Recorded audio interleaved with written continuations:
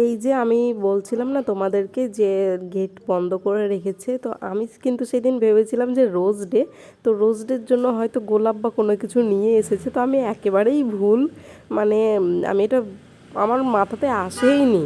আমি ওকে দুপুরে বলেছি যে আমার অনেক কিছু খেতে ইচ্ছা করছে জানো, ইয়ার্কি মেরেই বলেছি, আর আমাকে সত্যি ইচ্ছেও করছিল খেতে।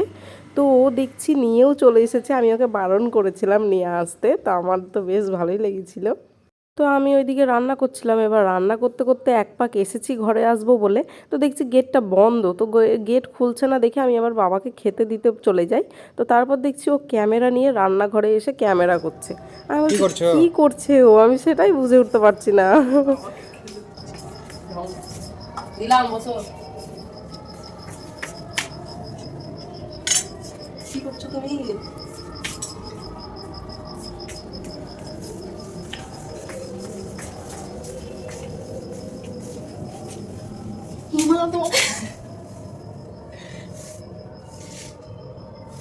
তোমার আমি বললাম না আনতে হবে না। তো গাইজ আমি ওকে আজকে দুপুরবেলায় বলেছি যে আমার মোগলাই চাউমিন আর অনেক কিছু খেতে ইচ্ছা করছে। তো ওকে বললাম, তো বললো যে ঠিক আছে নিয়ে আসবো। তো আমি বললাম যে না এখন নিয়ে আসতে হবে না, অন্য একদিন খাবো। তো এই যে এটাই করছিল গেট লাগিয়ে, আমি একটুও জানি না, জানলে আমি আজকে আনতে দিতাম না। তো আমি খুশি হয়েছি অনেক, আমাকে না বলেই নিয়েও চলে এসেছে, কিন্তু আমি ঘুগনি করলাম আজকে গাইজ, আর আজকে নিয়ে আসলো। যাই হোক, আর এইরকম বর কার কার আছে অবশ্যই জানিও। আমার বর কিন্তু আমার খুব কেয়ার করে, খুব ভালোবাসে, আমার কথাগুলো খুব মনে রাখে যে কী কখন খেতে চাইছি, কী চাইছি সেটা কিন্তু সঙ্গে সঙ্গে পূরণ করার চেষ্টা করে এবং করেও। আর সঙ্গে সঙ্গে না পারলেও একদিন পর কিন্তু ঠিক করে দেয়।